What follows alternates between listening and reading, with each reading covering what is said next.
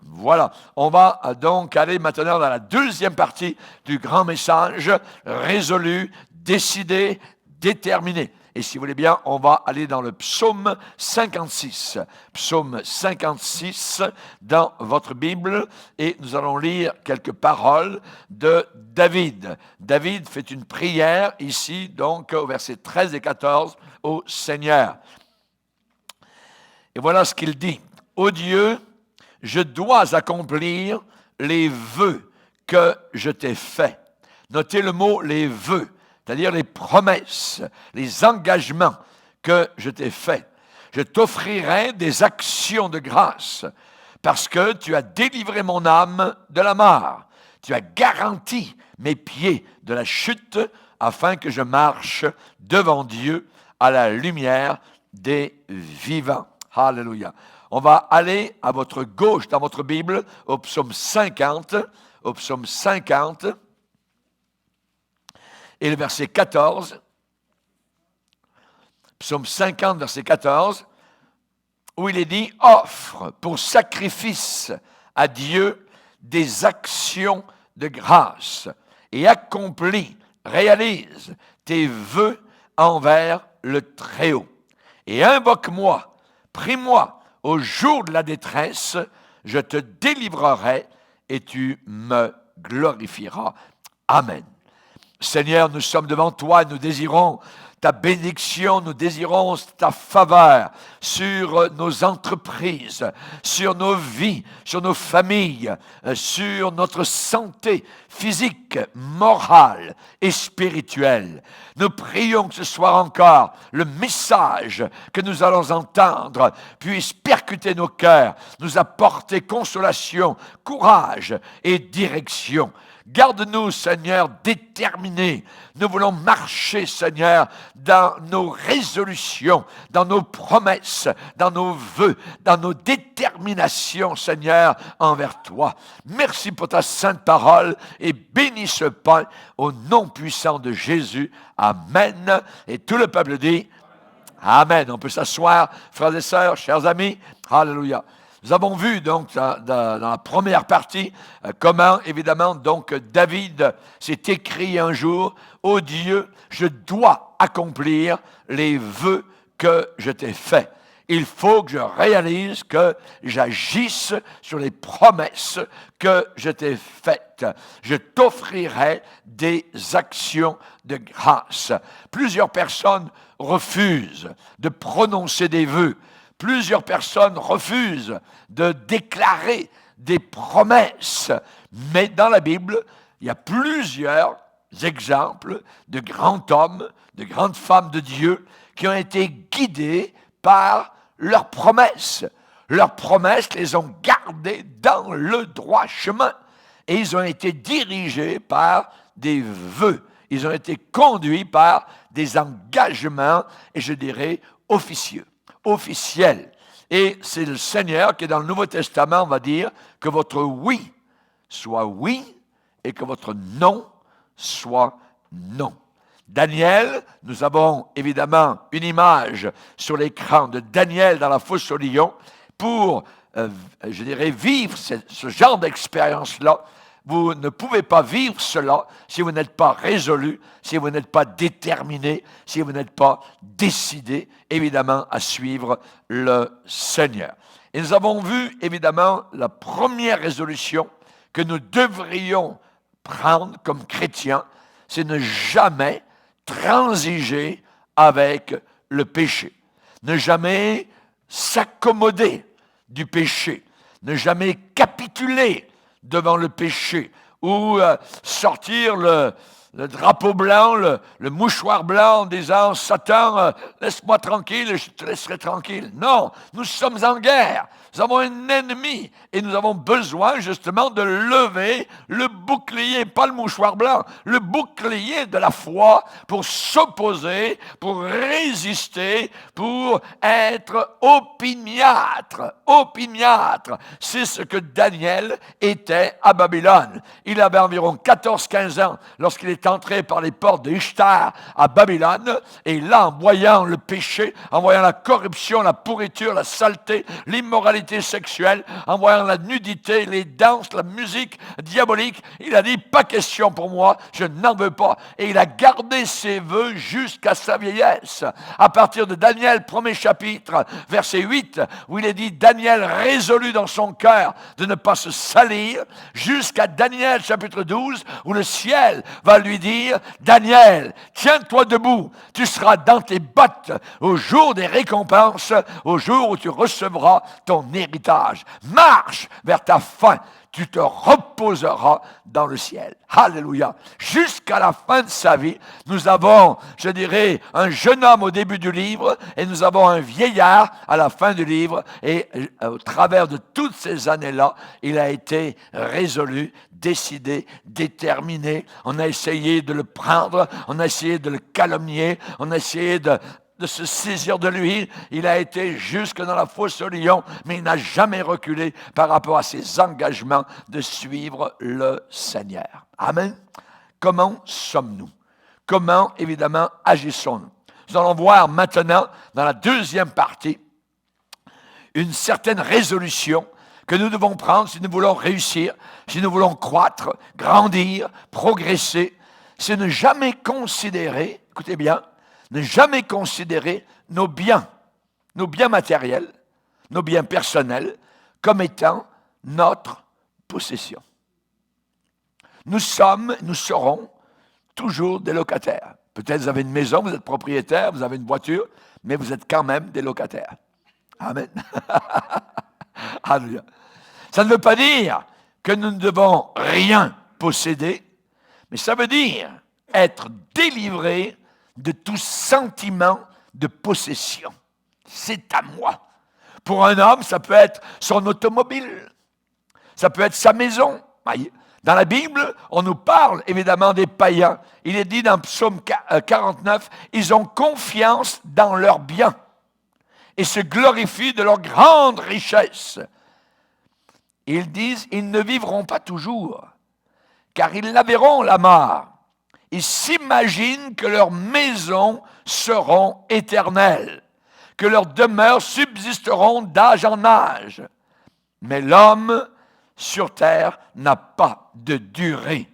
Il est semblable aux bêtes que l'on égorge. C'est ce que la Bible enseigne. Ça veut dire tes biens ne t'y attachent pas. Parce qu'un jour, évidemment, tu vas tout quitter. Tout quitter. Tout quitter. Voyez. Pour une femme, ça peut être son service d'assiette, de porcelaine. Ça peut être son mobilier stylé, ses petits bijoux. Ça peut être 1000 autres choses auxquelles elle est très, très attachée. Le Seigneur a éprouvé un de nos chers couples dans l'assemblée la semaine passée. Leur bague de mariage avait disparu. Leur bague de mariage avait disparu. Ça a donné que durant le matin, il y a une prophétie qui a été donnée, où le Seigneur disait comme cela, je ne sais pas, ça paraissait tellement simple, je vais répondre à ta prière. Je vais répondre à ta prière. Ce couple-là a saisi cela par la foi. Savez-vous ce qui est arrivé? Après de la prière, après même du jeûne, quelqu'un est venu leur apporter la petite bague qui était perdue dans un grand magasin, une grande quincaillerie Rona. À l'intérieur de la bague, il était marqué « Alléluia ».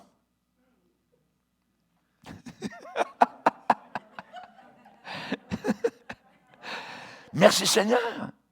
Mais au travers de cela, ça donne l'occasion de parler de Jésus à ceux et ceux, je n'irai pas dans les détails parce qu'ils sont allés une fois, deux fois, trois fois, ils ont regardé, ils ont ratissé le tour de leur maison, tout ça.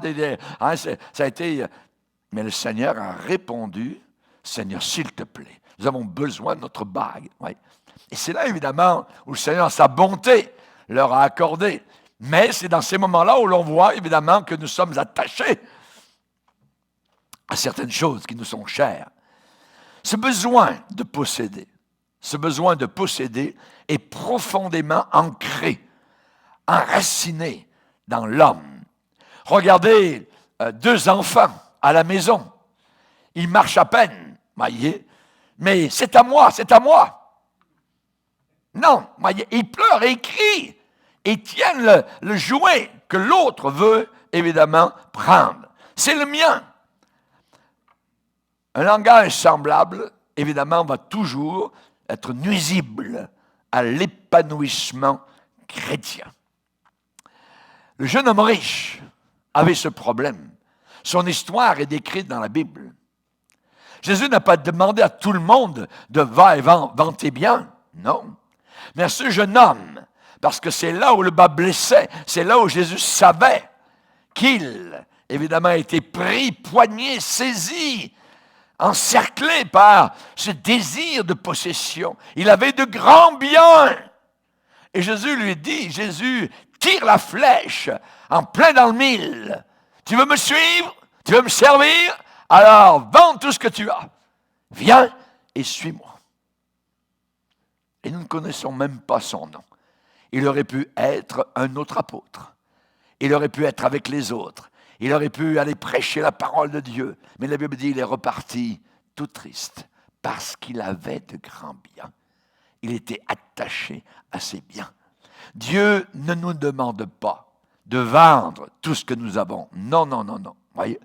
Dieu nous permet d'avoir nos voitures, nos maisons, nos affaires, notre situation. Voyez? Mais dans la parole de Dieu, nous voyons que lorsque le Saint-Esprit agissait tellement puissamment dans les actes des apôtres, il est dit que parmi les chrétiens, personne ne disait que ses biens lui appartenaient en propre. Pour arriver à ce niveau-là, ça veut dire que le Saint-Esprit était si présent, Jésus était si réel, que leurs biens étaient juste quelque chose de passager qui les accommodait pendant le temps où ils vivaient ici-bas sur cette terre. Nous ne sommes que des gérants de nos biens. Nous ne sommes que des locataires sur la planète Terre. Et quels que soient nos biens, il faut être conscient que ce ne sont pas les nôtres, mais les siens. Tout appartient au Seigneur. Alléluia. Nous devons être conscients que tout travail accompli, c'est pour lui. Si tu ne vis pas pour Dieu, alors tu es dans un grand marasme. Il faut que tu viennes au Seigneur, que tu lui abandonnes ta vie. Quels que soient nos biens, soyons toujours conscients qu'ils ne sont pas vraiment à nous. La Bible dit que même à une époque, dans les premiers siècles, c'est écrit dans la Bible, que les chrétiens ont été tellement persécutés que l'on prenait leurs biens, prenait leurs maisons, on prenait leurs animaux, on prenait leurs charrues, on prenait leurs champs, ouais, littéralement. Et la Bible dit, vous avez accepté l'enlèvement de vos biens, sachant que vous possédez des biens meilleurs et qui durent toujours. Alléluia. C'est ça la réalité du royaume de Dieu. Dans Lévitique 25, verset 23, il est dit, « Les terres ne se vendront pas à perpétuité, car le pays est à moi, car vous êtes chez moi comme étrangers et comme habitants. » Savez-vous, quand Moïse a eu son premier garçon, il l'a appelé Gershom. Gershom veut dire étranger. Pourquoi Moïse a-t-il appelé son garçon Gershom, étranger? C'est parce que Moïse avait des sentiments lorsque ce petit bébé est né. Et il a ressenti qu'il était étranger sur cette terre. Et il a voulu nommer son fils Gershom. Il avait été étranger en Égypte pendant 40 ans. Ensuite, à 40 ans à Madian, il était encore là, étranger. Et dans le désert et les pérégrinations, évidemment, du peuple d'Israël, il s'est senti étranger jusqu'à la fin, jusqu'à sa mort au sommet du mont Nebo où il a quitté la terre. Étranger. Nous sommes des étrangers ici-bas sur terre. L'apôtre Pierre va reprendre cette pensée en disant « Considérez-vous comme étrangers et voyageurs sur la terre. » Je voyage beaucoup, j'ai voyagé beaucoup, je voyagerai encore beaucoup. Et je peux vous dire que la mentalité du voyageur, c'est qu'il ne s'arrête pas. Il ne s'arrête pas parce qu'il a un train à prendre, il a un avion, il a un horaire, et il est toujours dans les valises. Et nous sommes dans nos valises. Même notre maison est une valise. Amen. Alléluia. Gloire au Seigneur. On va lire, si vous voulez bien, dans Deutéronome chapitre 8. Deutéronome chapitre 8. Le verset 10. Dieu dit à son peuple, lorsque tu mangeras et te rassasieras, qu'est-ce que tu dois faire à ta table? Alors tu béniras l'Éternel ton Dieu pour le bon pays qu'il t'a donné. Garde-toi d'oublier, fais bien attention, n'oublie pas, garde-toi d'oublier l'Éternel ton Dieu au point de ne pas observer ses lois que je te prescris aujourd'hui. Lorsque tu mangeras, te rassasieras, lorsque tu bâtiras et habiteras de belles maisons, lorsque tu verras multiplier ton gros, ton menu bétail, s'augmenter ton argent, ton or, s'accroître, tout ce qui est à toi, prends garde à quoi? Que ton cœur ne s'enfle l'orgueil et que tu n'oublies l'Éternel ton Dieu qui t'a fait sortir du pays d'Égypte, de la maison de servitude, d'esclavage, qui t'a fait marcher dans ce grand et affreux désert, où il y a des serpents brûlants et des scorpions, dans des lieux arides et sans eau, et qui a fait jaillir pour toi de l'eau du rocher le plus dur, et qui t'a fait manger dans le désert la manne, inconnue à tes pères, afin de t'humilier, de t'éprouver, pour te faire ensuite du bien. Garde-toi de dire en ton cœur, ma force, la puissance de ma main, m'ont acquis ces richesses. Non. Souviens-toi de l'Éternel, ton Dieu, car c'est lui, c'est pas toi, c'est lui qui te donnera de la force pour les acquérir. Amen. Verset 19. Si tu oublies l'Éternel, ton Dieu, si tu ne remercies pas Dieu, si tu ne reconnais pas la bénédiction de Dieu, si tu ne lui rends pas grâce et que tu ailles après d'autres dieux, si tu les sers, te prosternes devant eux, je vous déclare formellement aujourd'hui que vous périrez. Vous périrez comme les nations païennes que l'Éternel fait périr devant vous parce que vous n'aurez pas écouté la voix de l'Éternel, votre Dieu. Amen. Alléluia. Gloire au Seigneur. Nous sommes étrangers sur cette terre. Nous sommes des Gershom. Nous sommes des voyageurs. Nous ne faisons que passer. Alléluia. Gloire au Seigneur. Ne faisons pas trop de racines ici-bas sur terre. Faisons des racines à l'envers. Amen. Vers le ciel. Alléluia. Qu'est-ce que le Seigneur déclare dans le psaume? Psaume 50. Tous les animaux des forêts sont à moi. Tous les animaux des forêts sont à moi. Toutes les bêtes sauvages, par milliers. Je connais tous les oiseaux des montagnes. Tout ce qui se meut dans les champs m'appartient. Si j'avais faim, je ne te le dirais pas, parce que le monde est à moi et tout ce qu'il renferme. Voilà le vrai propriétaire. C'est notre Dieu, le Dieu d'Abraham, le Dieu d'Israël. Alléluia, gloire au Seigneur. Quand nous possédons beaucoup de biens, il y a avec cela beaucoup de soucis et beaucoup d'inquiétudes. Et le Seigneur nous a avertis en disant, attention, la convoitise des richesses étouffe la parole de Dieu. La séduction des richesses étouffe la parole de Dieu. à ce moment-là, vous ne pensez bien moins à la parole de Dieu, vous pensez plus, évidemment, à vos richesses, à celui qui peut vous voler, tout ça, à l'autre là-bas, à l'héritage, ainsi de suite. Vous n'arrivez même pas à dormir la nuit. Certains ne connaissent même plus leurs amis ou leurs ennemis parce qu'ils ont trop de richesses. À Pompéi, lorsque j'ai prêché en Italie, à Napoli, il y a une ville qui s'appelle Pompéi qui a été détruite par le Seigneur. Et on voit quelque chose lorsque le volcan qui est à côté, pas très loin, s'est mis à cracher. Eh bien, les gens ont fui. Et on voit, en visitant Pompéi, on dirait que le feu a eu lieu hier soir.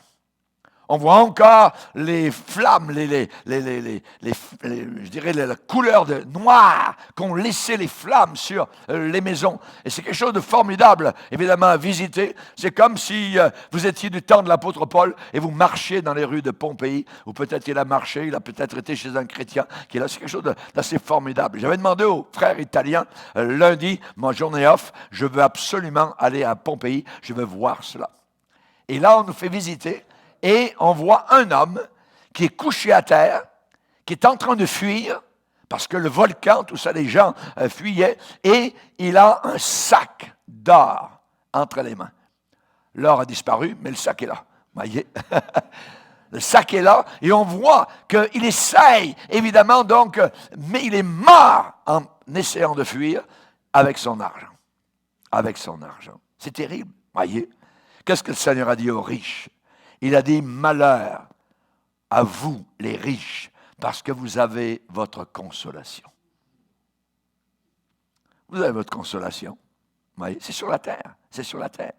Et qu'est-ce que le 10e commandement déclare? Quand le Seigneur a parlé à Moïse sur la montagne du Sinaï, eh bien, il y a dans Exode chapitre 20, le 10e, le dernier commandement, tu ne convoiteras pas la maison de ton prochain, tu ne convoiteras pas la femme de ton prochain, ni son serviteur, ni sa servante, ni son bœuf, ni son âne, ni aucune chose qui appartienne à ton prochain. Amen.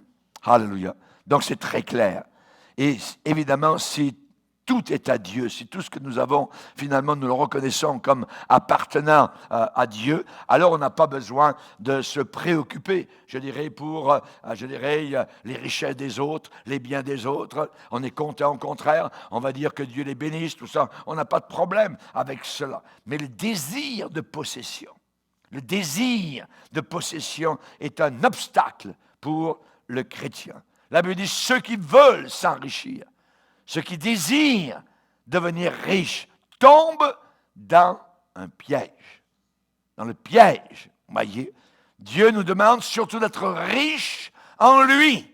À l'Église, particulièrement de Smyrne, qui était pauvre matériellement, le Seigneur dit, je sais que tu es pauvre, mais tu es riche. Il y a une église qui était matériellement très riche, Laodicée, qui représente l'église de la fin des temps, la dernière période, qui était riche matériellement. Le Seigneur dit, tu ne sais même pas que tu es pauvre, aveugle et nu.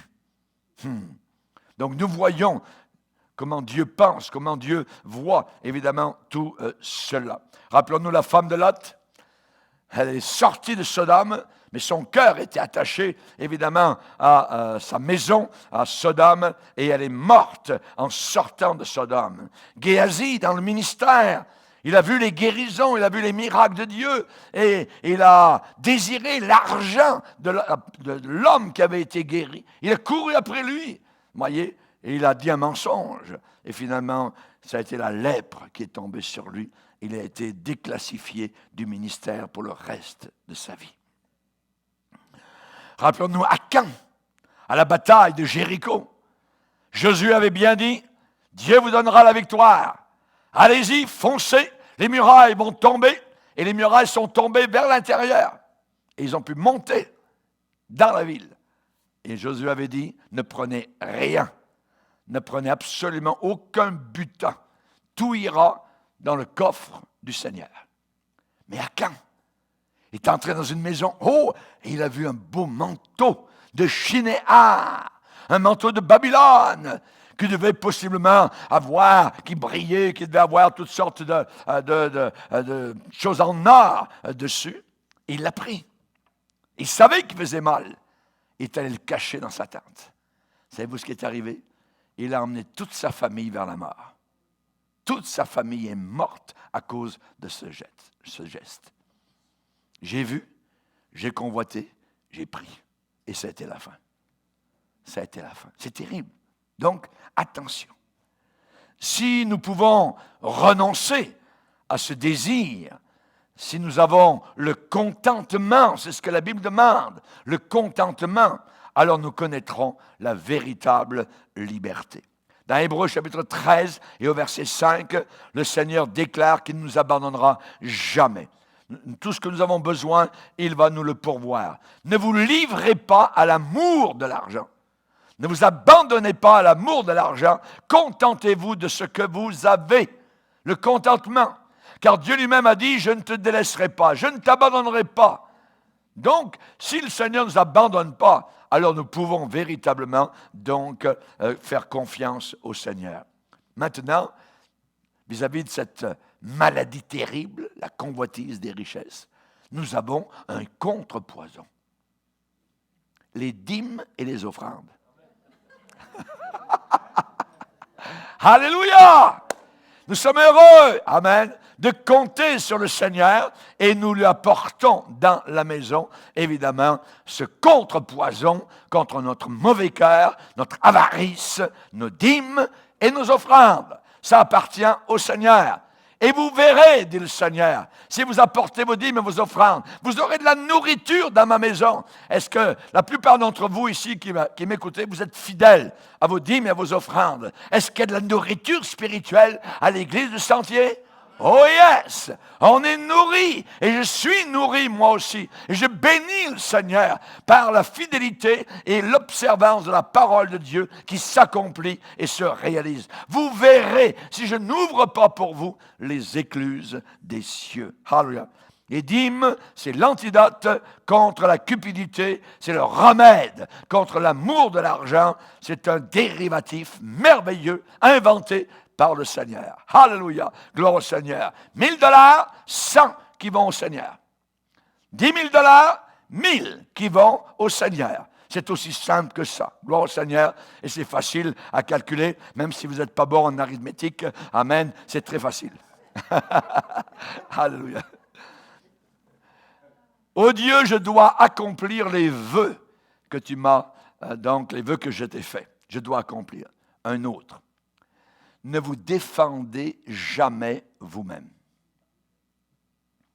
Ne vous défendez jamais vous-même. Nous avons tous tendance à agir, je dirais, par nos propres forces. Si nous insistons dans ce domaine-là, Dieu va nous laisser faire. Dieu va nous laisser faire. Mais si nous, je dirais, nous confions notre défense, nous confions la situation, il nous défendra lui-même, il nous protégera. Le Seigneur va dire, ne vous vengez pas vous-même, à moi la vengeance, dit le Seigneur. Un chrétien ne se venge pas. C'est une brebis. La brebis, ouvrez-lui la gueule, il n'y a pas de croc. Ouvrez la gueule d'un lion, là il y a des crocs. Ouvrez la gueule d'un shark, comment on appelle ça en français, hein? Un requin, amen. Mes amis, c'est des scies, littéralement. Voyez. Mais la brebis, il n'y a pas de croc et il n'y a pas de scie. Parce que la brebis ne se défend pas. Amen. Elle a un berger. Et c'est le berger. Psaume 23, ta houlette et ton bâton me rassure. Le bâton n'est pas toujours vis-à-vis pour taper la brebis. C'est pour taper les loups. C'est pour taper, évidemment, les ennemis aussi, se défendre. Et le berger est notre défenseur. Hallelujah. Il l'a promis. Fais de l'Éternel tes délices. Ne t'irrite pas contre les méchants. Laisse le Seigneur agir et se manifester. Hallelujah. Une promesse que, depuis des années, le Seigneur m'a donnée personnellement. Dans Exode 23, verset 22, « Si tu écoutes ma voix, si tu fais ce que je vais te dire, je serai l'ennemi de tes ennemis, je serai l'adversaire de tes adversaires. » Merci Seigneur. Merci Seigneur. Si tu écoutes ma voix, tu fais ce que je te dirai, je serai l'ennemi de tes ennemis, je serai l'adversaire de tes adversaires. Alléluia. C'est une promesse merveilleuse, avec une source de bénédiction personnelle, une source de bénédiction inexprimable. Alléluia. Gloire au Seigneur. Je n'ai pas eu à combattre en réalité parce que Dieu a lutté en ma faveur. Il va lutter en ta faveur. Les ennemis sortiront, viendront par un seul chemin. Et la Bible dit, ils repartiront par 10. Une promesse que Dieu nous a faite. Dieu fera la même chose pour vous. Dieu sera un ennemi pour ton ennemi. Dieu sera un adversaire pour ton adversaire. En fait, qu'est-ce que nous sommes en train de défendre quand nous essayons de nous défendre? Nous essayons de défendre nos talents. On essaie de défendre notre travail, notre réputation, l'opinion que les gens se font de nous. Voyez, s'il y a une calomnie qui circule sur notre compte, notre désir, je dirais normal, est de vouloir étouffer ce bruit. Et si on veut, je dirais, découvrir parfois la source de tout cela, parfois c'est totalement impossible. Je ne sais pas d'où ça vient, mais ça circule, les rumeurs. Voyez, c'est le normal, parce qu'on a affaire à un ennemi, notre accusateur, voyez, qui nous accuse jour et nuit devant le Seigneur. Rappelez-vous Néhémie avec les Sambalas, alors qu'il reconstruisait, ça va être le sujet de notre prochain cours, très intéressant, voyez, et évidemment, donc, on va voir que Néhémie avait un Sambala. Et Sambala est arrivé un jour, il essayait une manière, ça ne marchait pas, une autre manière, ça ne marchait pas. Ils essayaient tout le temps, donc de le détruire. Et un beau jour, Sambala a dit, Néhémie, je ne sais pas ce qui se passe, mais il y a une rumeur qui circule à ton sujet. Une rumeur. Parmi les païens, parmi les nations, on dit que c'est toi qui vas te couronner roi, tout ça. Tu vas te révolter contre le roi de Babylone, tout ça. Tu es en train de monter ton petit royaume, tout ça. C'est le bruit qui circule parmi les nations. La version King James dit parmi les païens. So what? Ce que les païens disent, mais qu'est-ce qu'on s'en fout? Qu'est-ce qu'on s'en fiche? Hallelujah. Sambala!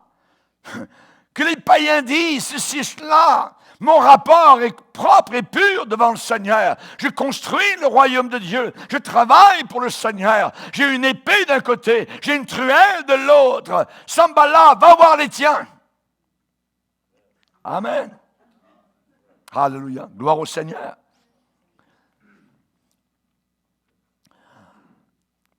Il faut se confier en Dieu.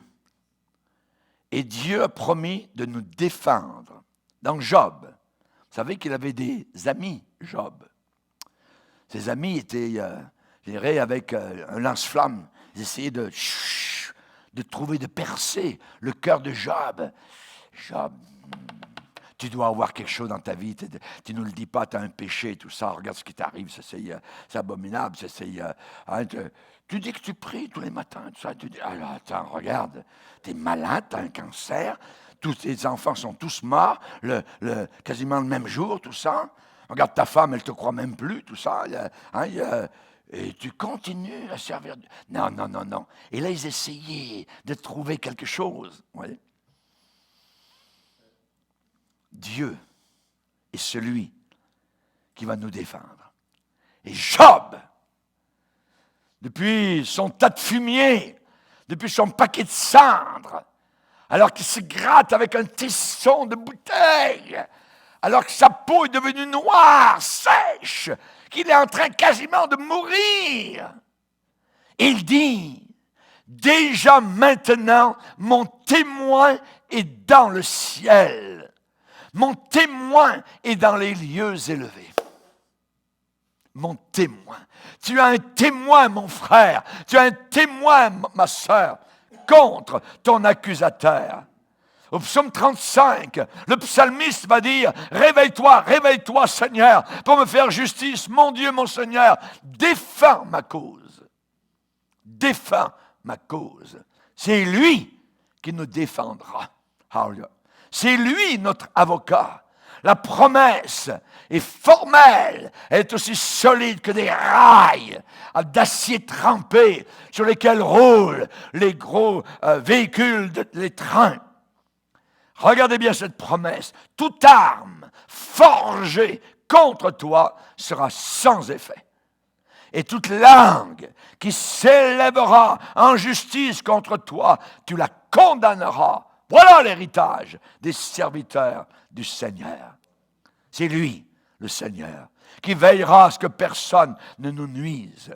Job a dit au chapitre 5, verset 8, « Pour moi, j'aurai recours à mes amis. » Non, non, non, non. Il dit, « Pour moi, j'aurai recours à Dieu. C'est à Dieu que j'exposerai ma cause. » Amen. Fais comme cela, mon frère. Jérémie, lui aussi, qui a été mis en chanson, qui a été moqué, ridiculisé.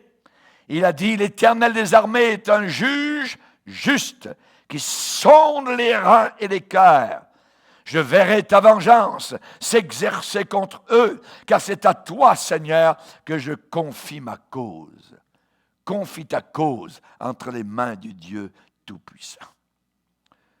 Nous allons par tout le monde pour dire ceci, cela, l'injustice. Non, non, non. Be quiet. Reste tranquille entre les mains du Seigneur. Il y avait un homme de Dieu qui s'appelait Heinrich Suso en Europe. C'est un grand chrétien allemand dans les années 1300, au Moyen Âge. Un grand chrétien. Il a écrit un livre intitulé « La sagesse éternelle ». Et il a parlé beaucoup de l'abandon, s'abandonner à la volonté de Dieu. Il cherchait à mieux connaître Dieu et s'est efforcé de pénétrer plus profondément dans les choses du Seigneur. Mais, voilà ce qui est arrivé, c'est qu'on a commencé à répandre des histoires diaboliques, des histoires démoniaques sur son compte. Suso a été très attristé. Il a pleuré amèrement et il y a eu une grande affliction qui a assombri son cœur. Il était là et un jour, il était dans son logement et regardait par la fenêtre et juste en bas, sur le gazon, il y avait un chien. Un chien qui jouait avec une natte sur la pelouse. L'animal l'avait saisie avec ses crocs et il la lançait en l'air.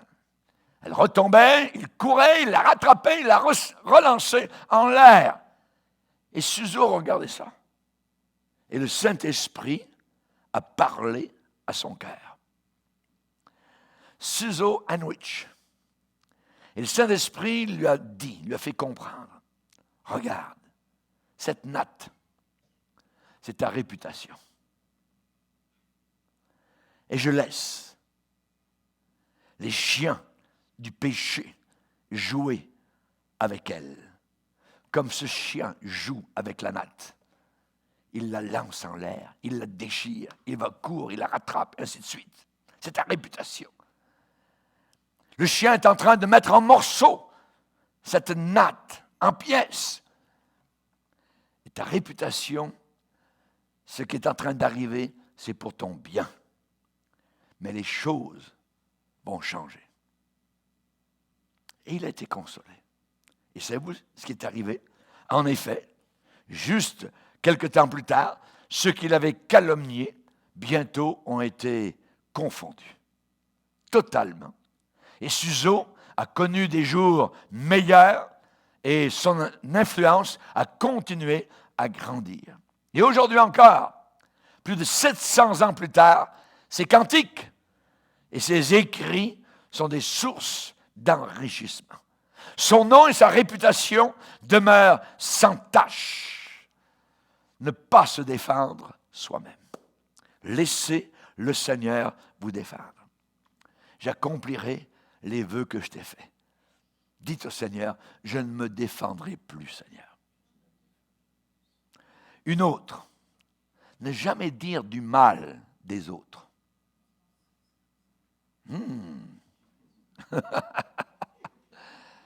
Ne Ne jamais dire du mal des autres.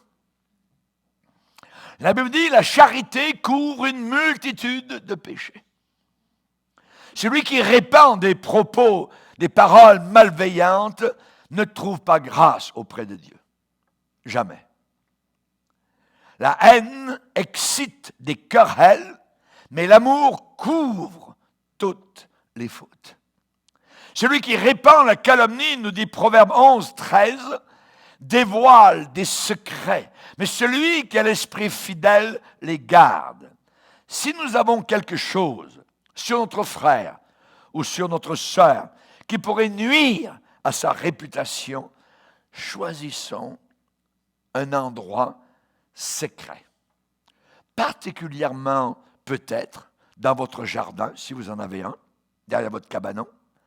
Prenez une bêche et enterrez ça là, dans le trou. Dieu va prendre soin de tout ça. Celui qui couvre une faute cherche l'amour. Celui qui la rappelle dans ses discours divise les amis. Si nous voulons que Dieu soit miséricordieux envers nous, il faut l'être nous-mêmes envers l'enfant de Dieu. Amen. Alléluia. Dans Proverbe 25, verset 9, il est dit « Défends ta cause contre ton prochain, mais ne révèle pas le secret d'un autre, de peur qu'en l'apprenant, il ne te couvre de honte et que ta mauvaise renommée ne s'efface pas. » On vous jugera, dit Jésus, du jugement dont vous jugez. On vous mesurera avec la mesure dont vous mesurez. Ça nous parle évidemment la paille et la poutre, et on connaît tous cette histoire. N'oublions pas que nous entrerons un jour dans le ciel par la grâce de Dieu. C'est une faveur que nous n'avons pas méritée, on ne l'a pas gagnée, même au travers, je dirais, de 100 ans de vie chrétienne, on n'aura jamais gagné notre entrée au ciel. Une faveur. Et Dieu nous invite là-haut à un repas. Il a des convives. Et nous serons les convives. Et Dieu attend de ces convives une étiquette, une bonne conduite. Dieu ne nous laissera pas manger à sa table si nous ne nous soumettons pas à l'étiquette du ciel. L'étiquette du ciel, c'est ne dis pas du mal de quelqu'un d'autre. Cette étiquette, c'est cela. Ne dire aucun mal du frère ou de la sœur qui est à table avec nous. Quelle que soit sa nationalité, quel que soit son passé, quelle que soit sa dénomination à laquelle ou elle appartient. Et en terminant, je dois accomplir les promesses que je t'ai faites, Seigneur. Il y en a une 5e. Ne jamais accepter aucune gloire. N'acceptez jamais aucune gloire. C'est notre dernier vœu. Alléluia. Dieu est jaloux de sa gloire à lui. Dieu ne veut pas la partager. Dieu, dans l'Église du Seigneur, au travers de la planète Terre, il n'y a pas tellement de médecins, d'universitaires, de gens instruits. Dieu a pris, je dirais, il y a plutôt le fond du baril. Alléluia. Et vous savez pourquoi? Afin que nulle chair ne se glorifie devant Dieu. Afin que nulle chair ne se glorifie devant Dieu. Je suis l'Éternel, c'est là mon nom. Je ne donnerai pas ma gloire à un autre, ni mon honneur aux idoles. Isaïe 48, verset 11, c'est par amour de moi que je veux agir, parce que comment mon nom serait-il profané? Je ne donnerai pas ma gloire à un autre. Il est naturel, évidemment, d'utiliser nos talents, je dirais nos capacités dans le service chrétien. C'est vrai, on désire tous servir le Seigneur.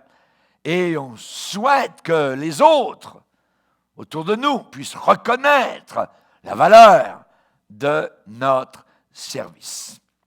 Attention. Attention.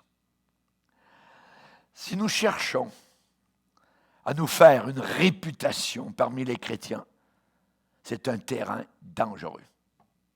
C'est du terreau fangeux. C'est d'un sol boueux. Nous ne sommes pas là pour nous faire une réputation parmi les chrétiens. Absolument pas. Je vous donne un exemple. Parmi les espions qui ont espionné la terre promise, combien ont été fidèles à ce que Dieu avait déclaré? 2. Caleb et Josué.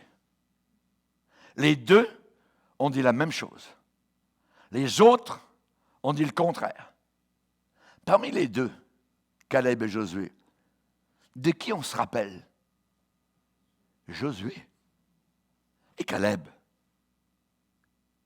Est-ce que nous voyons Caleb en train de dire « Hey Josué, attends, on est kiff-kiff, hein, pourquoi c'est toi qui as le rôle ça, je peux aussi conduire le peuple d'Israël autant que toi. Ça, on était les deux, tout ça. À aucun moment, nous voyons Caleb vouloir prendre la place de Josué, vouloir se faire une réputation. Mais nous revoyons Caleb qui est passé dans l'ombre pendant des années et nous le voyons à 85 ans, un beau jour, taper sur l'épaule de Josué de dire « Hey, cette montagne, Josué, Moïse me l'a promis il y a des années, quand j'avais 40 ans. Et ça fait 45 ans de ça. Josué, est-ce que tu me donnes la permission d'aller attaquer les Anacs? Pas de problème. Vas-y. Dieu est avec toi. Nous voyons que Caleb a été soumis à Josué. Caleb n'a pas eu de ressentiment dans son cœur. Oh, personne ne m'a vu, tout ça, j'étais obligé d'être comme les autres, tout ça. Pourtant, j'avais dit un bon rapport. Et quand on est allé avec Josué, tout ça, ça aurait dû être moi qui aurais dû avoir la place. Jamais, jamais. Dieu a permis cela. Les choses sont passées comme cela.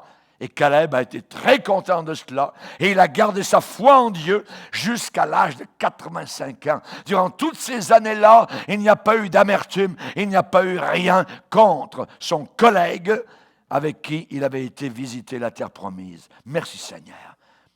Attention à ne pas chercher à nous faire une réputation parmi les chrétiens. C'est un terrain dangereux. N'oublions pas que le Seigneur a abandonné sa réputation quand il est descendu sur la terre. Il s'est fait un homme de rien, un serviteur. Il a pris la serviette, il s'est mis à genoux, il a lavé les pieds des disciples. Vous voyez, c'est le plus bas qui pouvait exister dans une maison.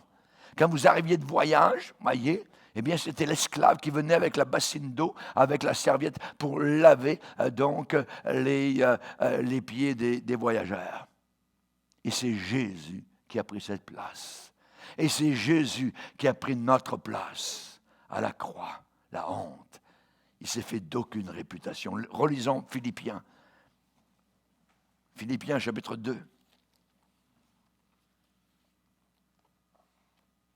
Philippiens chapitre 2, verset 5. Ayez en vous les sentiments, les feelings qui étaient en Jésus-Christ. Quels sentiments avait-il?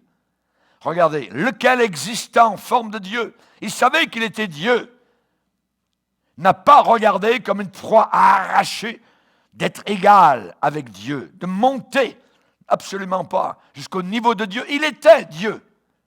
Mais il s'est dépouillé lui-même en prenant une forme de serviteur, doulos, d'esclave, en devenant semblable aux hommes, ayant paru comme un simple homme. Il s'est humilié lui-même, se rendant obéissant jusqu'à la mort, et même jusqu'à la mort abominable de la croix. Le Seigneur a abandonné sa réputation. Nous devons faire la même chose. Un prédicateur parlait un jour, prêchait sur Jésus en train de nettoyer le temple à Jérusalem. Et il a dit, il n'y avait aucun mal à vendre, à acheter, à changer la monnaie dans le temple. Il fallait faire donc tout ce cérémoniel. Mais le péché, c'était que les vendeurs agissaient avec cupidité. Les vendeurs agissaient pour leur profit, en percevant un intérêt très élevé, tout en servant Dieu. N'importe qui sert Dieu en vue d'un certain avantage ou d'une gloire personnelle, aussi minime soit-elle, doit être jeté en dehors du temple. Tout un prédicateur. Si on sert Dieu, et en même temps, secrètement, peut-être même, je dirais, à peine consciemment, on espère en tirer quelques profits personnels, quelque honneur égoïste ou quelque intérêt pour soi-même, alors faites très, très attention. De tels sentiments vont paralyser la puissance de Dieu en nous. Il faut être résolu à laisser toujours la gloire au Seigneur. Il faut que je diminue, diminue, et que lui grandisse. C'est Jean-Baptiste qui a dit cela. Alléluia. Merci Seigneur. Alléluia. Nous portons ce trésor, n'oublions jamais, dans des vases de terre. Nous sommes les cruches. Alléluia. Amen. Mais à l'intérieur des cruches, alléluia, il y a un trésor. Nous portons ce trésor dans des vases de terre, afin que cette grande puissance soit attribuée à qui? À Dieu. Pas au pasteur, pas aux chrétiens, pas à la chrétienne. À Dieu et non pas à nous. Alléluia. Gloire au Seigneur. D'apporter le message que j'ai prêché aujourd'hui, ça peut être très facile. Mais c'est bien moins facile de l'appliquer. L'appliquer, voyez, à notre propre vie. Toutes ces résolutions, ces vœux, ces décisions, c'est pas seulement les inscrire quelque part sur une page à la fin de notre Bible, voyez, et les oublier. Il faut les écrire dans notre propre chair, voyez. Les écrire de manière irrévocable, et je dirais définitive. C'est inutile si ce n'est qu'une façade, voyez, une promesse superficielle ou du bout des lèvres. Rappelons-nous qu'à la fin des temps, beaucoup de chrétiens auront uniquement l'apparence de la piété. Et Dieu de dire à certains, ils m'honorent, oui, mais ils m'honorent juste des lèvres. Leur cœur est éloigné de moi. Ce que Dieu regarde, ce n'est pas les lèvres uniquement, mais c'est notre cœur. Amen. Alléluia. Gardons ces vœux que je viens de citer aujourd'hui, le matin et le soir, au plus profond de notre cœur. Je vais vous dire ce que ça va faire, ces vœux-là. Ça va faire des échardes dans votre vie. Ça va créer des blessures à votre vieille nature. Ça va introduire la croix dans votre vie, la vraie, pas celle en plastique, la vraie, rugueuse, qui a du sang dessus, avec des clous de fer. La croix amène des déchirements. Et je dirais que quand on a accepté la croix, on ne peut plus reculer. On ne peut plus fuir. Malheur aux personnes frivoles. Malheur aux personnes légères et inconstantes qui prennent des décisions qui ensuite reculent, abandonnent, lâchent, les démassent. Il y a tellement de personnes qui désirent, je dirais aujourd'hui, essayer Jésus. On n'essaye pas Jésus. On ne peut pas tenter une expérience avec Dieu. Tous ces gens-là sont des amateurs.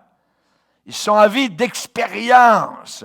Ce sont des aventuriers, des opportunistes, téméraires, audacieux. Paul a dit, je cours, mais non pas comme à l'aventure. Je ne suis pas un aventurier.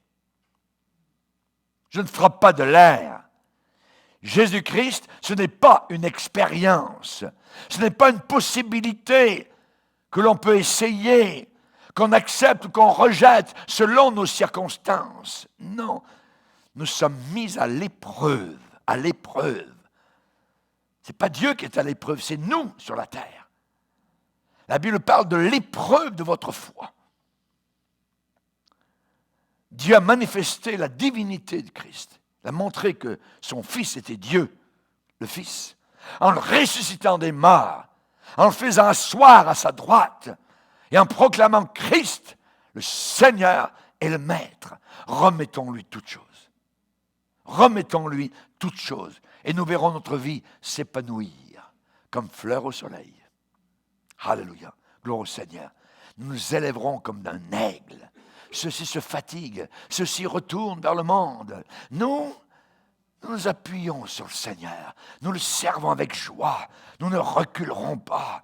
On aura une vie plus profonde, plus riche, plus fructueuse. Nous serons comme cet arbre planté, enraciné, proche d'un courant d'eau. D'un courant d'eau. Mais sur nos têtes et prions le Seigneur. Seigneur, glorifie-toi toi-même, même à mes dépens. Seigneur, nous ne voulons pas te fixer un certain prix. Si tu fais ceci, Seigneur, alors je ferai cela. Non, Seigneur. Nous ne voulons pas bargainer. Non, Seigneur. Nous ne voulons pas marchander. Nous ne voulons pas fixer aucune limite. Nous allons payer tout ce qu'il faudra, Seigneur. Nous supporterons toutes les conséquences. Glorifie-toi toi-même, Seigneur. Comme Job l'a déclaré, à tes résolutions répondra le succès. Aide-nous à ne jamais transiger avec le péché, à l'accepter. Aide-nous à ne jamais considérer nos biens comme étant notre possession personnelle. Aide-nous à ne jamais nous défendre nous-mêmes. Aide-nous à ne jamais dire du mal des autres. Aide-nous à ne jamais accepter aucune gloire personnelle. Nous ne voulons pas de glorioles vaines. Nous voulons ta gloire qui revient à toi. Et c'est cela que tu as promis. Ne t'ai-je pas dit que si tu crois, tu verras la gloire de Dieu. Merci Seigneur. Au nom de Jésus, Amen. Et tout le peuple dit Amen. On va se lever ensemble devant le Seigneur.